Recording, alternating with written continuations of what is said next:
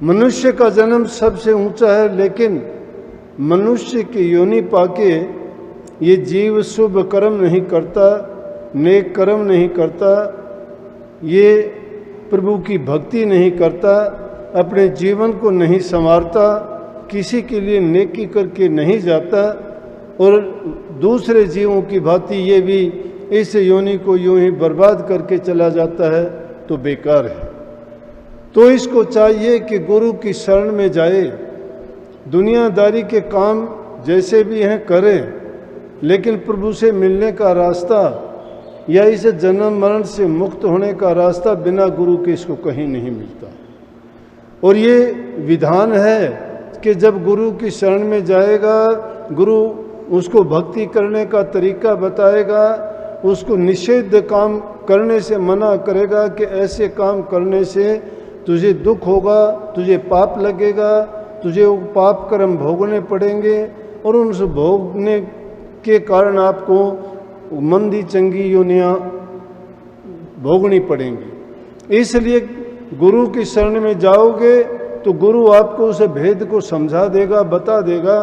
इसलिए गुरु की शरण लेके उनकी आज्ञा का पालन करते हुए और उनके बताए रास्ते पर ये जीव चले तो कल्याण हो। बिना गुरु के जीव का कल्याण नहीं है। दूसरी योनियों में तो एक मजबूरी है कि उनको कोई ज्ञान देने वाला, समझाने वाला, बताने वाला गुरु नहीं है, ना उनके लिए कोई ऐसा और दूसरा उपाय है कि जिसको करके उनको ये समझ आए कि वो किस प्रकार से इस जन्म मरण के फंदे से बचें और छूटें। लेकिन इंसान को सब चीज़ें मालिक ने बख्शी और इसके साथ साथ उसको ज्ञान, बुद्धि, विवेक, विचार और जातीय गुण भी इसके पास हैं, लेकिन वो सारी चीज़ें चाहे इसके पास हों, सारी चीज़ें होते हुए भी उन चीज़ों को हरकत देने वाला, उनको समझाने वाला, उनके ऊपर से पर्दा उठाने वाला जब तक नहीं मिलता है और वो ज्ञान का रास्ता नहीं दिखाता है, तब तक ये जीव अंधेरे में रहता है। इसीलिए क्यों कहते हैं कि गुरु ज्ञान दे देता है। ज्ञान का मतलब गुरु वो प्रकाश देता है, समझ देता है कि जिसके कारण उसको भले बुरे का, पाप पुण्य का और परमार्थ और स्वार्थ का सब पता लगता है।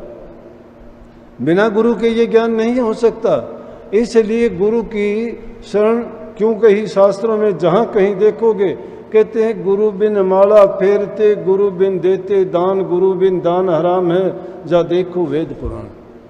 कहते हैं कि क्योंकि बिना गुरु के अज्ञान के बस अगर कोई काम करता है तो आदमी उसमें कोई ना कोई कष्ट बेशक उठा लो, उसको करने का तरीका जब नहीं आता।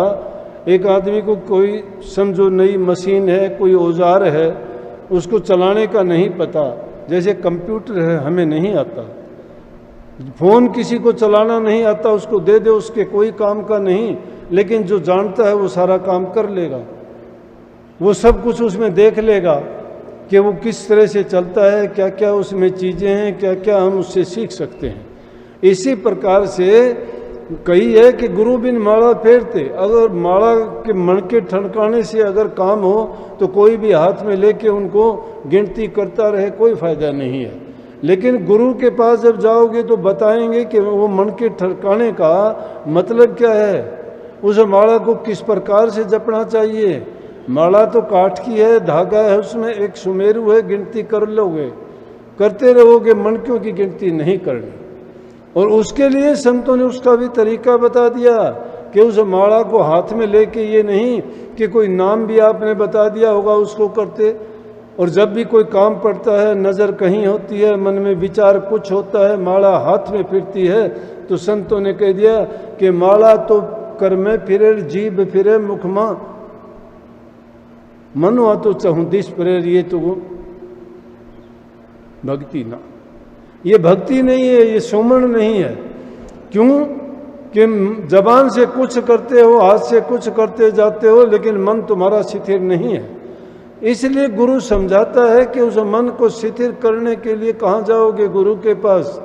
क्योंकि जब तक मन को इससे शक्तिशाली ताकतवर चीज के अधीन नहीं कर देते, तब तक ये मन काबू में नहीं आने वाला।